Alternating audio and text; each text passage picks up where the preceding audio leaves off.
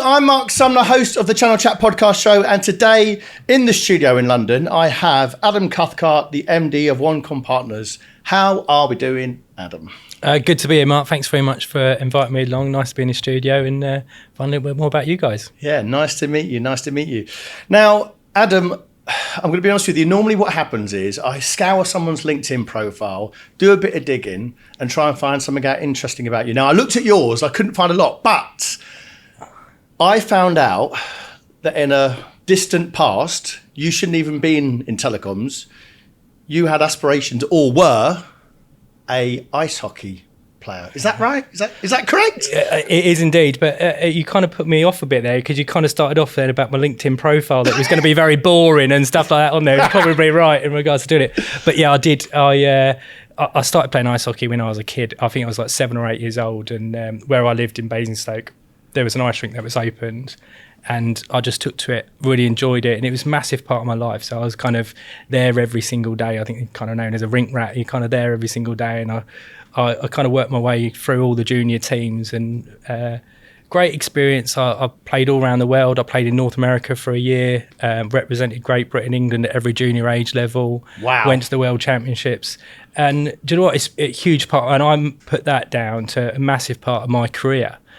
Because the confidence that I've kind of gained from being in a team sport and being a leader in some of the teams that I was in is massively transferable to my everyday work. And so it's not many people find out about that or talk about that, especially when they see me. You think 5'9", I'm about 160 pounds, and they think, how is he a professional ice hockey player? But no, it was a big part of my life growing up and really enjoyed it. Now, when I think of ice hockey, I think of either Wayne Gretzky or I think of you have to have a fight on the rink, don't you? Sometimes. Yeah. So did you ever get involved in that? Did you have to have fights on the rink? I would say in the whole of my career of ice hockey, I had 3 fights and I didn't do well in any of the 3 that I've had, and I've still got 2 missing teeth as well. So it says a lot. So yeah, it's not something I repeat. My brother, on the other hand, he also played as well, but he's a complete opposite of me. He's like 6'2" and he weighs about 20 stone. So he was a little bit more successful in that department, but probably not as much scoring in his department than mine. Oh, fair enough. So let's talk about your career after that. So ice hockey, how did you get first into sort of telecoms or tech? Well, it was actually ice hockey that kind of led me into it, to be honest. So growing up, I was playing ice hockey when I was going through school, college, etc., and studying. And I separated my shoulder one year.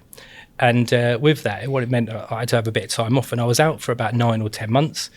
And whilst I was kind of playing ice hockey, I was working in the gym that was in the ice rink as well, and I spent time as a duty manager of the ice rink.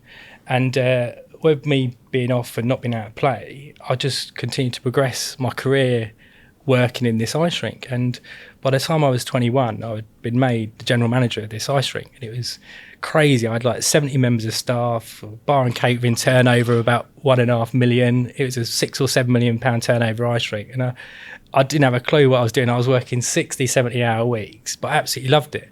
And the ice rink company that I worked for, they brought in a consultant that was working across all of the ice rinks, and he spent a bit of time with me. We were working really closely. We were literally working in an office together that was, 15 foot by 15 foot box, 2 desks in there, in the ice rink in Basingstoke, and I learned so much from him. He come from a construction background, but sales and marketing background. And he grabbed me one day and he said, look, you need to go away and get like some sales experience. And I said, no, I'm always going to be I just love being here and all this kind of stuff, and I've built my way up to doing what I'm doing. And he said, trust me, he said, go away and do a year's sales experience, and I reckon you should do it in some kind of comms or tech industry in regards to doing something, and then come back in a year's time and you can have your job back. And I said, okay, I'll give it a go. And he kind of persuaded me to go off and do it. And he had a friend that sat on the board for Dixon's who recommended me to go and work for this company that had just been acquired by Dixon's as a business comms company called Genesis.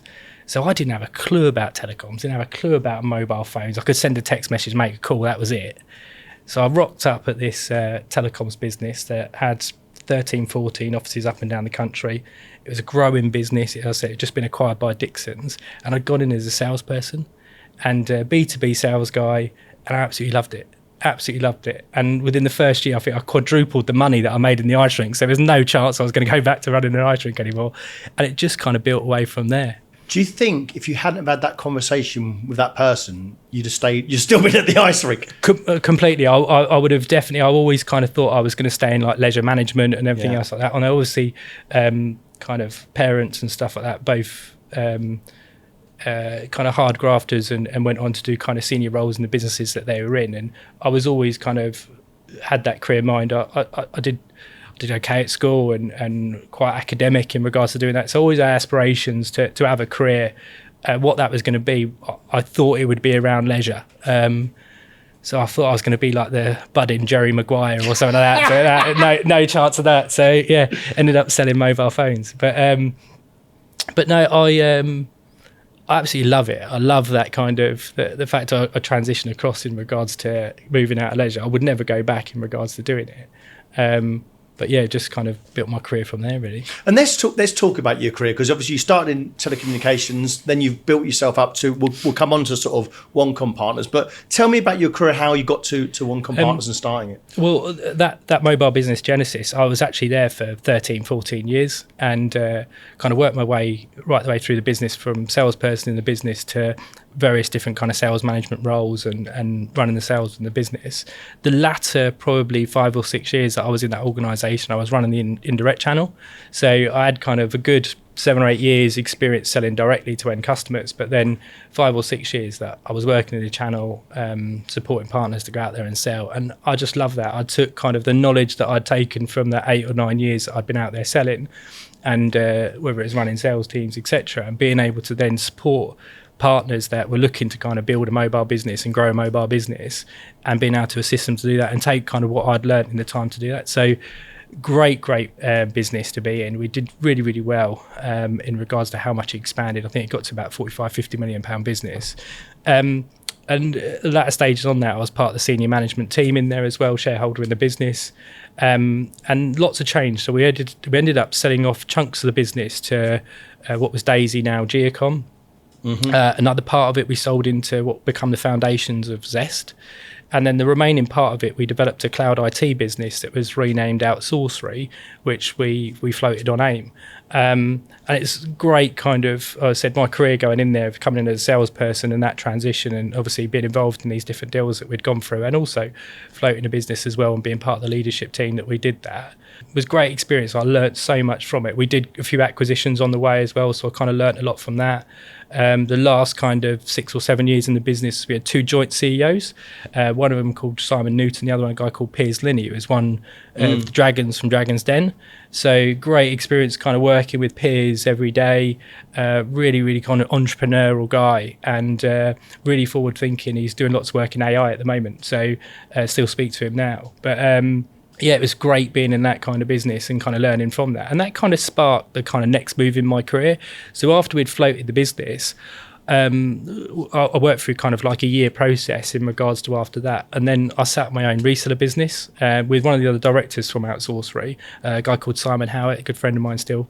And we run a business called Lapdog, and we run that for 3 or 4 years from the ground up in Manchester, built it up to 20, 25 people. And then we sold that to a company down in Gloucestershire called 9 Group. And then I took over running MD at 9. I said I was there for 4 years, and then 5 years or 4 years, and then we sold it to Onecom in March 2021. You talked about starting your career in sales. What advice would you give to young people that are 18, 19, they're thinking about a career in tech? Do you think sales is a good career to get into? Definitely. And I said it's been kind of the lifeblood of my career, really, is having that sales background. And even in, I said, if I look at myself now, the last probably, I guess, 10, 15 years of my 10, 12 years of my career, I've been in kind of general management, MD type roles. But I'm still really hands-on in sales. It's part of everything that I'm doing, whether it's talking with suppliers and working with suppliers on different deals, or whether it is working with partners and partners' customers. I love that. It's the best part of my week when I have an opportunity to be involved in that sales bit. But as kind of budding salespeople, I think kind of there's that whole kind of, oh, what is a salesperson? Is it that kind of Wolf of Wall Street kind of thing that you kind of get that's completely not me. I'm very kind of a bit of an introvert naturally. And I just found, for me, from a salesperson, that I kind of, if I kind of bought into what I was selling and I could show value in what I was selling someone, and I could see that it was going to help their business and help them, then I could, whether it was be persuasive or be able to present that to someone, and whether that was, I'll go into the early part of my career, if I was going and sitting someone in a car garage and I was sitting on some ovals in a dirt car garage, if you know what I mean, in a suit, probably a pinstripe suit I'll probably had on, that I was sitting there, I could comfortably talk to someone who was an owner of a car garage, and then 2 hours later I could be sitting in a boardroom of an office of a 200-300 employee business, and I'd be more than comfortable sitting in that environment too. And I think that was one of the things that I would say from someone who's kind of looking to get into sales is yes, graph, yes, that hard bit. I was never the best person on the phone. I was never the best closer. I'm not anything else on there. But what I found that I was quite good is that I could get on well. I could articulate the product. I bought into the products that I was selling, and I could demonstrate to many different people from all backgrounds that could kind of see that I could add value and support their business. So how did you get comfortable with that? You said about being comfortable talking to different people. Do you think that's a natural thing, or can it be trained? I think, to be honest, I think a little bit kind of background, if you know what I mean. So my dad was born in Belfast, rough Protestant, backstreet. He's going to hate you saying that. He's going to, when he listens to this, he's going to think you've called him rough now. Whereas my mum was like, dad was a nuclear scientist, private school upbringing, and real kind of chalk and cheese background. Wow. Yeah. So I think there was probably an element with my dad in regards to proving that kind of to my grandfather, my mum's dad, in regards to being worthy of his daughter and everything else like that. So I think I probably had naturally ingrained in me in regards to that work ethic from my dad and drive to do that, and my mum especially as well. Kind of that's what I think is probably part of me and what I kind of bring to work, to be honest. Absolutely. Let's bring it up to date. So you started Onecom Partners. How does that sort of fit in with the wider Onecom group? So for the listeners out there, who are you? What do you do? So I talk about obviously that the 9 Group transition where we were acquired by Onecom in March 2021. The Onecom business, phenomenal business, so 200 million plus business. We're 850 staff. The reason why Onecom acquired that 9 Group business is because there was a ready-made channel. It was 450 channel partners all ready to go. Onecom historically had always been a direct-driven business, and they were kind of like, do you know what, we need a new route to market in the channel. Do we create it from the scratch, or do we look to acquire and bring in a ready-made channel that's all ready to go? And that was one of the key reasons, I guess, behind that acquisition. So coming into a big group like that, what we've done is we've just kind of flushed all the products and services, what Onecom have been able to do in the direct market space, and be able to pass that through to the partners that we work with, whether it's the commercial benefits of the suppliers that we work with, or being able to access all of these suppliers through kind of one face, one partner to work with to do that. And that's what we've done. So we trade the two businesses as two separate organisations. So the Onecom direct business has own CRM systems, financial systems, own reporting separately. Onecom Partners exactly the same as well, own financial system, CRM, everything else is completely separate. There's a divide between the two organisations. The only thing that we do share is the commercial relationships that we have with our suppliers to do that. But yeah, it's the group board, it's LDC backed, and they've been really kind of the board and LDC in regards to getting behind us in regards to being able to expand out and to drive that partner channel. And very much kind of everything we do, everyone mentions in regards to what you do and how you deal with channel conflict. We just don't see it. In 4.5 years that I've been within Onecom, I think we've had 4 times, and on all 4 occasions we've kind of stepped back as a direct business and recommended that partner to be the recommended provider for that customer. But yeah, that's I guess how the structure of the business is. Yeah, I was going to say that because every time I speak to a company that does direct and channel, there's always conflict. There's always problems. They're saying, oh no, they don't really want a channel-focused business. They always want to take it direct, or they're going to undercut us, or they're going to take our deals. How do you balance that? But you've almost said that it doesn't come up. It doesn't. Like I said, like Onecom Beast, we're kind of 75,000 plus customers, but if you look across the market, we're less than 1% market share. So the chance of there being any channel conflict is quite minimal in regards to where we are. But when we do, we're very black and white in that in regards to saying, look, we're going to support the partner to win. So it'll be things like I said on the 4 occasions I mentioned, 3 of them, I've personally phoned the end customer up and said, hey, look, partner management team within the Onecom business, and we actually recommend this partner is a partner that's the best suited to deal with you and to look after you. Yes, we're behind them to support them. If you need anything, please do pick up the phone to me if you need him. But these are the guys to be able to deal with. Partners love it, and all 4 occasions the partners have won the deal. And that kind of separates off. I said I don't really have an issue with it. And there's a real strong understanding across the management team in our direct business. And I said I sit across the group ops board, but a lot of my time is spent obviously in our partner world. But with that, the direct business is very much behind the value that the partner business brings. And the reason for that is because there's a number of partners that we deal with that might not have the kind of skill sets and expertise to support on some of the opportunities they have. So I might have, and do you know what, just prime example, I had this about 2 or 3 months ago, where I had a partner that's out there in the market selling, he's got connectivity, mobile with his customer, and he's looking to provide a UCaaS opportunity to the customer, and with that as well, and with contact center as well, so CCaaS and UCaaS, and they just don't have the expertise and skill sets to be able to deliver that. And what we've been able to do in that scenario is we can draft in the Onecom team to do the deal directly for them, but they know then it's ring fence that no other competitor is going to go in there and sell it. And we shut it down by shutting down the CCaaS and UCaaS opportunity on there. They can protect the revenues that they've got on the stuff that they know how to sell, they're comfortable to being able to support it. And in that deal example, he got a £30,000 kickback for doing it. So things like that, there's a real value that we can support those partners that might not have the skill sets and expertise to do that by utilising this 850 employee business that has got that skills and expertise to be able to support a partner to protect the competition out for them. Adam, I think you're one of the first telecoms partners I've had in. I haven't had many, and I've done 250 of them, but I haven't had many. Would you say that's a fair label for you, or how would you describe your business? Or is it a bit dated? And what I mean by that is, are you just doing pure telecoms, or do you do a bit more than that? We do more than that. If I look at kind of the partners that we deal with and the landscape of the partners we work with, we now work with over 1,000 partners, right? And if I look across the channel that we've got on there, I would say probably 45% come from a traditional comms background that have evolved with us to do that. But if I look at the rest of the partner channel we're on there, it's pretty much an even split then, literally 25-30% between IT and mobile players. So our base is very much kind of made up of partners that you'd see coming from historically across that kind of mobile space, IT space and comm space. And we're seeing that that's becoming more well-rounded. I think everyone will say that across the channel. There's so many companies that I know where you've got comms business that's acquired an IT company to bring that knowledge and expertise, or acquired a mobile business, or even managed print business in regards to that. We see that all the time.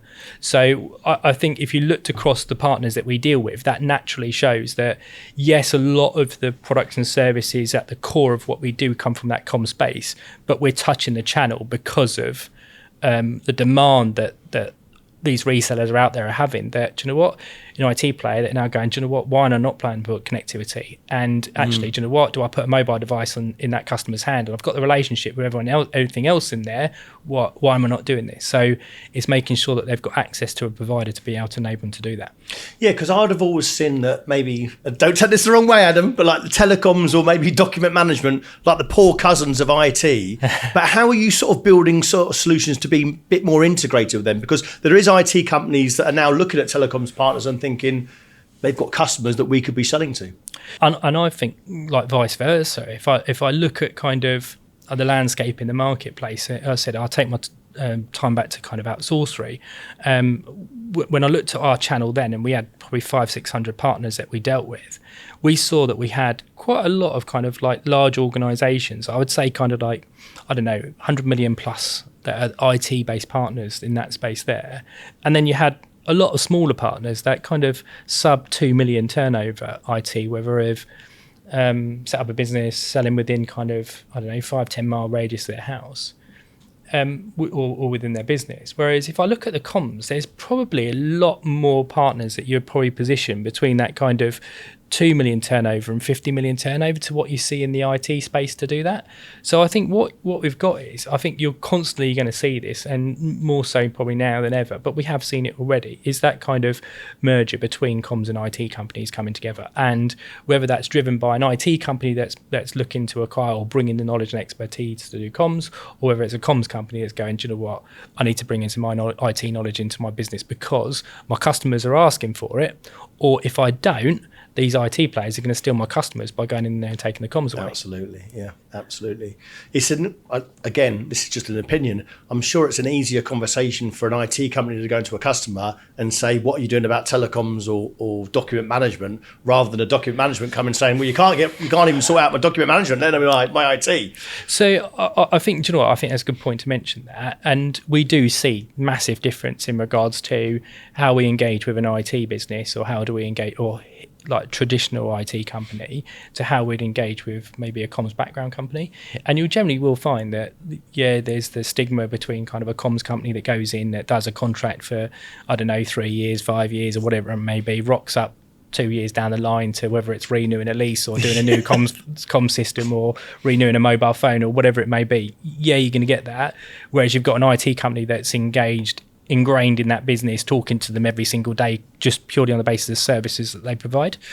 But what we typically see on that is that whether I'm being too stereotypical here, I'm just going off of kind of what we see in the market. The comms businesses are so much more, I guess, whether it's tenacious, very sales driven, which you see the IT space has been a little bit more consultative, waiting for stuff to come to them. As I said, I'm being very generalist in regards to saying that, true. But naturally there is that. So what we typically find is, we kind of find that the comms companies, although might not have a stronger relationship ingrained into the businesses, are probably a little bit more dynamic and fast moving in regards to pushing and creating those sales and creating those opportunities to do so. So it's quite interesting to see kind of the dynamic and how that's going to continue to evolve. It's been happening for the last 2 or 3 years at least, right? So it's going to be interesting how that kind of continues to play out. So you basically want the comms people in new business and the IT and account management dream team. Do you know what? It's really funny you say that, right? Because I was with a partner last week, exactly the same situation, where the IT business, back office processes, systems, support, really, really good. They know they are such a great business in regards to what they've created. Their biggest challenge, they come to me and they say, Adam, we need to find more opportunity. We need to create more sales and this kind of stuff on the back of doing it. And they've actually buddied up with a very kind of mobile sales driven business. And they're actually going to merge the two businesses together. And it's purely on that mindset. Yeah. You've taken a sales engine and you put all the back end and support and everything else to go with it. Whereas the mobile business, they can acquire and struggling a little bit in regards to back end processes. And it is a bit of a marriage between the two that I think will go quite well. I think that'll continue. I think there'll be a lot of M&A around that as well, because I hear that all the time. You know, there's lots of IT companies out there that are trying to lean on marketing and wait for inquiries. They haven't really got that sales function going. So I think it's a really interesting debate. It's quite interesting, right? One of the things that we used to see is, I think it's a Microsoft term, this in regards to people say frenemies. So it'll be kind of other resellers that I'm working with that might not have, they do cross over with the services that I sell, but they've plugged the gaps and the things that I can't do 100%. Exactly that. Yeah. And they kind of like work together in regards to doing that, right? What we're typically seeing in regards to doing that is, historically, you've got these kind of comms companies, IT companies that would have that relationship where they're passing leads between each other to do that. And they're starting to dry up, or one of them is passing leads over, but the other one is not pushing anything over because they've expanding their business in their portfolio in regards to being able to do this themselves directly. So you are seeing a bit of a separation of that, which naturally is going to see companies go, oh, hold on a minute, I'm not getting leads anymore. I'm not going to be kind of getting this passed to us. We're not going to be passed on the other side. I've either got to bring that knowledge and skill set into my business by acquiring another company, or I've got to go out and recruit and bring people in there because I've got to be doing it. Otherwise, they're going to go after all my business. You mentioned there about getting leads and potential opportunities. What's your view on marketing with these comms businesses? Because I don't see that much great marketing from the telecoms industry in terms of actually getting opportunities and end users. So what's your view, and maybe how you do it at Onecom Partners? If I'll go back to the Onecom business. So we've got quite a significant sales engine. So with that, we actually acquired a business called Black Sheep that was based down in Brighton, which is real kind of well-known kind of telecoms marketing agency. We bought the business about 8 or 9 years ago. And that business now just kind of funds and drives sales through our sales teams across our business on there. And that team is massively evolved in regards to how they're going out and how they're creating leads, where we're getting data from, how we're qualifying data, how we're positioning to customers in regards to doing that, what services are getting that kind of greater take up, loads of A and B testing in regards to marketing activity to see what drives that kind of take up to do that. It's one of the things that I'm actually looking in rolling out to our partner business, where we're expanding some of that team to be able to go to our partners and say, hey, look, if you're struggling in regards to getting that activity on there, can I recruit somebody, sit him in our team over there, and we can do that same thing for you, where almost you give us a pool of data, drop it into this team there, we'll farm it, we'll manage it, we'll send you leads and chuck it over the fence to you in regards to being able to do that. And then whenever you want to kind of take your data, you can pick your data up and go at it, and we've worked your data in regards to doing that. And it's quite interesting, some of our suppliers are really behind being able to support that and help fund that to do that. So yeah, that's one of the things that I'm really interested in regards to continuing to drive that interactivity. One of the things I always think, and this is, to be honest, was a key thing for me when I was selling, is something that I always really encourage our partners in regards to doing is, and I sit down with partners and they've got minimal marketing activity on there and they get a load of business through referrals. And that for me was everything that I did in sales, is making sure if you can go in there and do a good experience and provide a good experience for a customer you're dealing with, is being able to get recommendations to go and talk to and not be frightened to ask that conversation to do that. So I think for me, it's going in there and saying, yes, we need to make sure that we've got a real kind of open marketing plan where we attack in different areas in regards to how we do it, whether it's through social media, whether it's through telemarketing, whether it is through kind of referrals. It's making sure that you're covering all angles the best you can. And if you're seeing something working, then put a bit more cash and focus in regards to doing that. Absolutely. Talking about cash transforming businesses, what about transforming legacy telco business? How do you go about shifting Onecom towards a sort of wider tech stack, UCaaS, CCaaS, cyber, AI? Are you sort of taking customers on that journey? 100%. It's, to be honest, it's what we've been doing it's a huge part of my role for the last kind of 9 years or so. Right. When I come into the 9 Group business, which was that kind of foundation from the Onecom Partners business, I think 85% of the revenue were services that aren't going to be with us by the end of January 2027, where you've got the WLR switch off, right? So when you had a business there, it was £45 million business, and you're looking at it going 85% of it is not going to be around by that period of time on there. It's a huge transition you're going through. So it's something that we monitor in our estate in regards to what's going on. Obviously, it's nowhere near that now in regards to where we are. And we're really kind of transition away from that kind of WLR estate. But it's making sure that we've been supportive with partners to be able to do that, to making sure that we've got the products in place to be able to assist them do that. So it's working with our partners, suppliers like Vodafone, like BT, to make it easy, simple for the partners to transition, whether it's moving an ADSL FTTC across to Sajir FTTP pending availability, whether it's upgrading people to hosted or even SIP and going through that transition. That's been a huge part of what we've done in the last 8 or 9 years. And with that, we've various different degrees that you see on that. So you've got partners that have got that historic base that they're looking to transition away and they're struggling to do it. They look at it and go, do I just sell and start again? And I sell to someone who's got the ability in the sales machine to be able to do that transition? Or can I work through and can I start to transition to do that?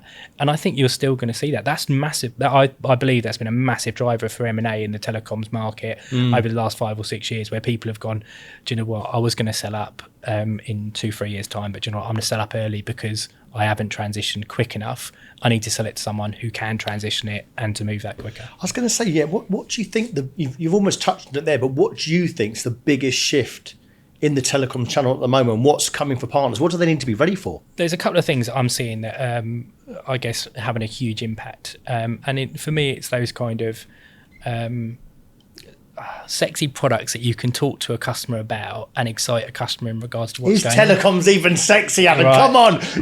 That's a difficult pitch to convince someone telecoms are sexy.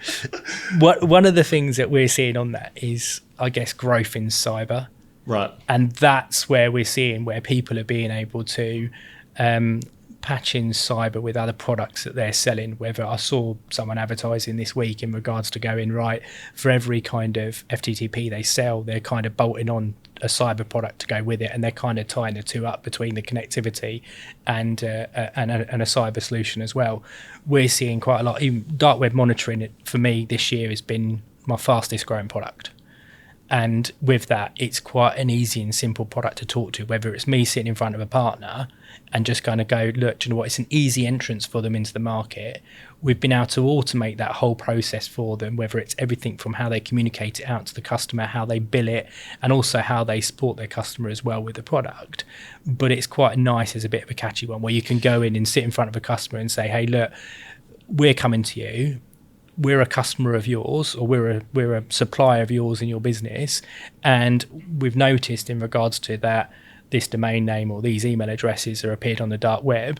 Our duty of care as a customer of ours is we're reaching out to you to have that discussion. And you look at companies like, obviously recently in the new Jaguar Land Rover, Marks and Spencers, all that kind of stuff, is you see this is not happening within. This is them dealing with their suppliers, people that they're dealing with, third parties that are having that hacks that are massively impacting their business. So as a reseller, being able to reach out to your customer to have that conversation, those customers are then very, very receptive because they kind of see it all over the news and think, actually, we might need to do something about it. And it really does tee up a conversation to have. In your experience, are your partners in your sector, are they going in and having conversations leading with IT or leading with telecoms? What are they actually talking about? It depends on the background of the business. As I said, if I look through the partner estate that we've got on there, it is a mixture between each of them on there. I think you probably find that they do fall back into kind of what they know best and what's been the kind of core thing of their business. Unless they've got something that is catchy to be able to have that conversation, they're playing on what's going on. And I said, I'll go back to cyber being, it's very topical. Right. So whether you're from a comms background or whether you're from an IT background, to be able to go in and have that discussion around cyber, and then you can lead it in whichever direction that you want to go into regards to all of your portfolio. So I think nowadays where people have got so much of a device portfolio and not so one-dimensional and kind of where they were and what they've kind of started historically in regards to selling the market, they're now more confident to go in there and start a conversation about something different like that, but hopefully breed a sale of the things that are core to their business. Adam, you're a big advocate, or I've been told you're a big advocate of bringing in graduates into the partner channel. What's the thinking behind that? Why don't you just hire experienced people? This is something that's right across our business in regards to doing that. We have a strong belief in regards to developing talent within our organisation. We do a lot of M&A. I think in the 4.5 years that I've been in the Onecom business, I think we've now done 12 or 13 acquisitions in that period of time on there. We've got multiple offices up and down the country, 14 offices up and down the country. And with that, it's giving people, I guess, access to opportunities, access to be able to develop to do that. It's hard when you're a business of that size to be able to constantly just go out and get talent of people that have got knowledge and experience of 10 years of doing the job in regards to doing it. It's very difficult to do that. But we've had great success in regards to being able to take grads, or whether it's grads plus kind of 1 or 2 years, or not even grads, just people kind of early in their career, and being able to bring them into our organisation and invest time and training into them to be able to come in and do various different roles in our business, whether that's a sales background role, whether it's operational roles, and they might come into our business in those two fields, but then they end up going into our people and culture team, or they go into our marketing team, and they evolve out from that, but they come in and they get experience, and they get that kind of almost, yes, training to do those roles, but they get training in regards to what it's like being in a business like ourselves, and being able to develop their kind of business minds and everything else like that on there, which I guess often can get taken for granted in regards to doing that, those kind of day-to-day business skills, along with kind of the product-related skills for doing their job. Early careers people, are you a fan of remote, hybrid or office? Where do they best learn? It's quite funny that, because I take that into our business in regards to where we are, and we are a hybrid business in regards to how we work. However, what I've seen people that have come into our organisation at the same time, and those that are probably more visible in the office and around the office more, have probably developed at a faster rate for the ones that are the remote workers. And there's been no kind of correlation between that I can see directly, but whether it's kind of a little bit of kind of out of sight, out of mind, don't know. But you've got that in regards to people that are in the office, whether they're engaging, working more closely with other people in our organisation. Therefore, when opportunities come up, they're there and being able to take advantage of that opportunity. So in answer to that question, I would say for someone in the early stages of their career and involvement, my advice would be probably spending more and more time in the office. Absolutely. And if I look at how I learn and how I've developed in my career, it's been being a sponge and being able to sit with people and learn from those people, and to do that. And with that, it's making sure that knowledge and expertise is in the business to be able to share it with those other people. So you might find someone that says, oh, do you know what? It doesn't matter if I'm at home or if I'm in the office in regards to doing my job, I can crack on and do my job. But it's those people that are around them and being able to soak up that knowledge and expertise that they have within what they've learned over the last 15, 20 years. Absolutely. I tell young early career people all the time, if you want to get promoted, get in the office, get around the leaders. Whether it's potluck, whether it's proximity, whether it's you're just in the opportunity in the right place, get into the office, get around leaders if you want to be promoted. And I see that the stats back that up. 100%, I agree. Let's talk about your office in Gloucester. Yep. Not so long ago you opened it. Now is that part of a regional play, or why have you actually done that? So I mentioned before, we've got about 14 offices up and down the country. What we wanted to do is when we acquired the 9 Group business, there was kind of, I guess, probably wanted to put a Onecom Partners stamp on it, and it being a facility that was, I guess, mirrored some of the other offices that we have across the organisation. We had a great opportunity to go into a site that was less than 10 miles away from where we were previously, and with that it created a nice opportunity where we could work with a team to be able to develop a really nice environment for them to come to work in.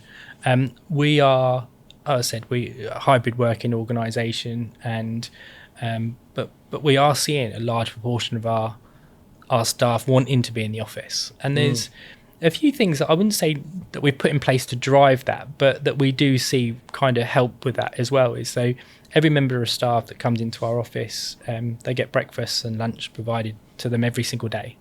Right. And that for me has been massive. Yeah, I think from being able to attract people to come and work for us, but also as a retention for staff as well, because they really do see that, especially it's a real challenging climate, especially those that are kind of early stages in their careers and stuff like that on there. But having that opportunity where you come in, do you know what, I'm guaranteed I've got my breakfast there. Or even if it's people that have got young families and they're literally mornings spent literally getting a kid dressed for school and out the door, and they've had the little Johnny's had his cereal and stuff like that, but they haven't had a chance to have anything themselves. They can drop the child off at school, they can come into the office and they know that there's refreshment and stuff like that there for them to be able to have. And that for me has been massively important, that we can provide that, and we're in a position as an organisation to be able to provide that. And our staff, the feedback we get from that is they're really appreciative of that. And then with the lunches as well, it's that extra step of them being able to sit down and have a bit of time to do that. But the reason why I mention it is because, and going into this new office, is it provided a space where people could do that, and people could sit down, they could chat, they could spend time together, they could collaborate, whether it was on work stuff or just general chatting. And it's really had helped us in regards to bringing teams together. As I said, a lot of Onecom's growth has come from M&A. Yes, we've had lots of organic growth as well, but M&A, and with that, bringing together people. So being able to provide things like that, where there's an opportunity for people to sit down together, has really had helped us in regards to integrate teams together to do that. Do you know what? If I'm ever in Gloucester, I'm going to drop in there for a free breakfast. You've said it now. You said I could come in, and it better be available for me. You're more than welcome. A few weeks back, I had Taya from BT on Wholesale in the studio on the podcast a couple of months ago, and she talked about that BT were investing in their partners So I wanted to ask one of their partners, are you benefiting from their investment? Are you seeing that sort of trickle down to you? We've been a long-standing partner of BT, getting really well with Gavin, the rest of the team in the BT wholesale and doing that. They've been a huge part of our IP voice growth and that transition that we were talking about earlier from kind of old tech into new tech. And BT have massively got behind us in being able to support us and our channel to be able to do that. So we're part of their elite partner program, so one of their elite partners. One of the biggest drivers they've done, and talking in regards to arming us to be able to go out to partners to do that, is what they've developed their hosted voice product, where we're able to give our partners direct access into that BT portal as if they were a BT partner, but it sits under the Onecom Partners arch to be able to do that. So with that, the multi-tiered platform that they have is great for ourselves to be able to support them. So not only it removes the amount of development that our guys have to do from a portal point of view, but the moment they release something and give people access to it, all of our partners have access to the information to be able to do that and be able to manage their estates directly from it. So I certainly think they're forward thinking in regards to being able to support the channel, and not only direct to partners but also working with distributors like ourselves to be able to pass on to those smaller partners that might not be able to have that direct relationship with a partner like BT. Talking about forward thinking, I have to mention AI, because I look at most telecoms partners or telecoms organisations and they're not forward thinking, I don't think particularly. How are you sort of adapting to AI into your business, or what are you seeing from your partners doing it? It is a big play in regards to what's going on, and it's something that massively excites me at the moment, because I kind of look at that and kind of think, do you know what's that going to bring? How is that going to evolve how partners engage with us, but also how their customers engage with them, and what can we do to be able to support them on that? And some of the things I've seen on there have been absolutely phenomenal. Just the quality of kind of, whether it's AI video, AI voice and stuff like that, is so much better, and it's evolving at such a rapid rate.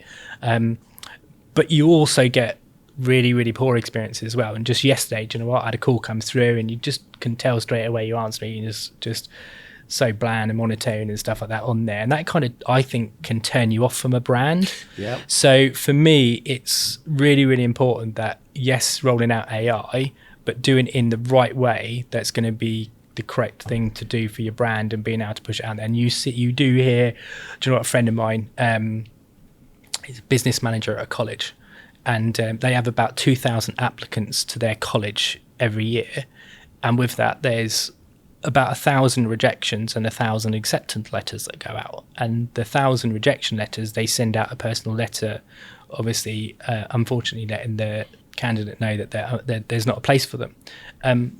Last year they tried to do this, and they used AI in regards to doing it, and it took details from their application and be able to feed back on it, and they had to pull a plug on it. And sadly, I think it put out a letter in regards to congratulating someone on their 10 years of being autistic and things like that. Are you joking? And that's a college that's using that, and you're you're sitting there and going like, but so with that, does that then take it kind of 10 steps back in regards to where, because they've gone through something that's massively impacting, especially being like a local college and all this kind of stuff on there, that can be kind of hugely impactful in regards to what's going on. So for me, it's kind of, AI is so important. Yes, I think it's going to be huge for our businesses moving forward and for our lives moving forward, but it's kind of right steps at the right time in regards to being able to do that. So hopefully you hear less of those kind of horror stories of things going on, but some of the progress that you're seeing in regards to, I'm certainly no AI specialist, but little things like I've seen and been testing, we're doing a lot of stuff in regards to voice now, and being able to ask questions and then interrupt mid-sentence that historically you wouldn't been able to do. You're sitting there and waiting for an answer in regards to going through on there, but interrupting mid-sentence and being able to do that.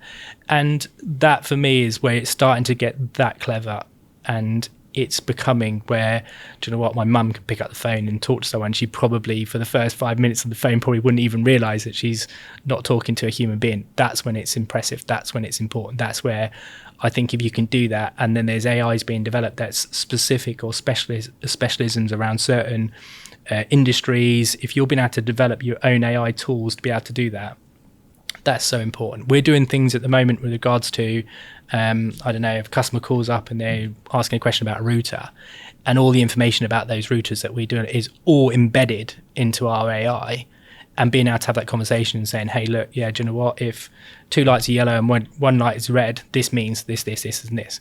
And being able to train a human up in regards to having that knowledge and expertise and being able to maintain that across all of the routers that we maybe have out there is impossible. Whereas having AI with the knowledge and expertise to be able to share that and being able to articulate that in a really professional manner to a customer, that's hugely powerful. It's a really good point, that, Adam, because I think when I hear people talk about AI, it's great when it works well, but it can be so damaging to a brand. I think it's a really important point, because of course no one wants an incompetent human, but no one wants an AI that not giving you answers and it's frustrating, then you can't get through, or it actually it's worse for the brand. So I actually think you're right. Baby steps, making sure it works, and road testing is really important, because I'm hearing horror stories about AI as well, actually, that turns people off the brand. You know what, I'm in recruitment now, and we still get messages calling up saying, do I want a job, and text messages and stuff. It actually puts me off the brand when I hear it. Now, I won't be the only one thinking that, but I think you're absolutely bang on.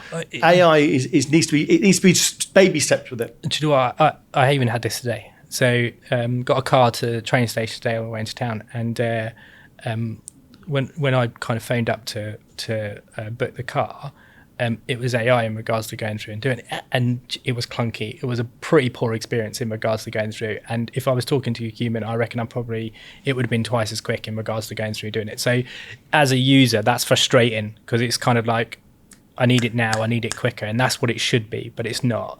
But it's quite funny. So I got in the car, and I didn't even mention it, and it was the driver of the car, and I said, he mentioned in regards to, everything okay? And I said, yeah, no problem at all. He said, I saw your booking come through, and it was, I didn't give much time in regards to from when I booked it to when the car came. And he said, what was the experience like? And it's obviously a new system that they've rolled out. And I said, it was a bit clunky, it was a bit slow in regards to doing it. And he said, it's funny you say that. He said, I've literally had 3 of my regular customers cancel and not book us anymore because they just couldn't do it. They couldn't book a taxi because of the fact that it wasn't picked up. And that's really worrying, where you've got maybe potentially in the examples that he gave, slightly older generation in regards to being able to do that and was struggling to do it.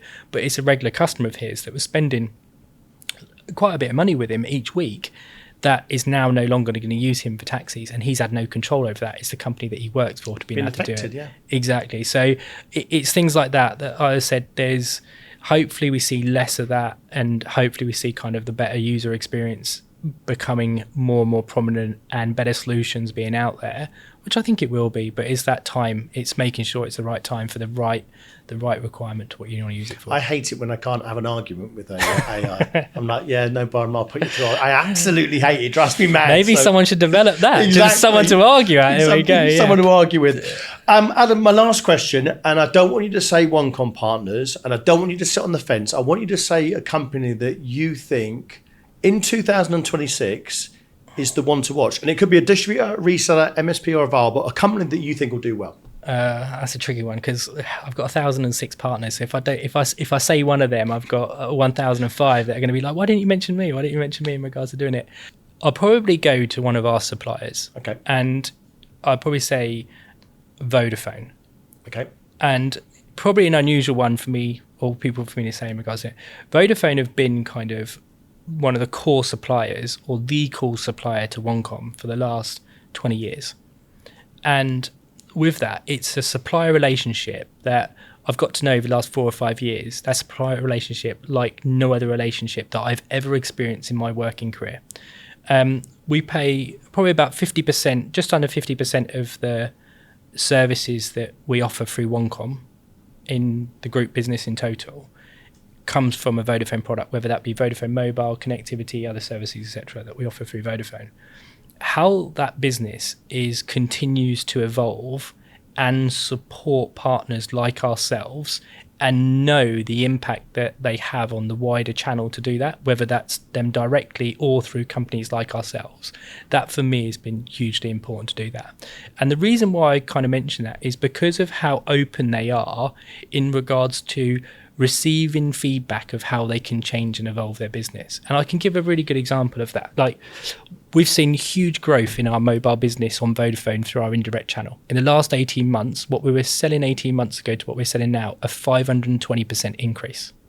Now, how that's come about is because Vodafone have come to us and said, how could we sell more in that space? What could we be doing? And we've said, hey, look, we need you to do this, we need you to do this, and we need you to do this. If you do that, you're going to see this response in regards to it. And I'm not saying that that growth is solely down to us and them listening 100% to our, but the fact that they were receptive and open and encouraging in regards to wanting that feedback from not only ourselves, but our partners to feed that back in, to filter down a product out there to do it or services out there to do it, they're now reaping the rewards and seeing that growth to do that. That for me is hugely, like, as a supplier, or having them as a supplier to do that, that is massively encouraging for our business. Do you know what, Adam? If you ever get sacked, that's the best Vodafone pitch I've ever heard. So you can always get a job with them. Sit with a red background as well. You can get a job with them all day long. That was a great pitch. Adam, you've been a great guest. Thanks so much for your time.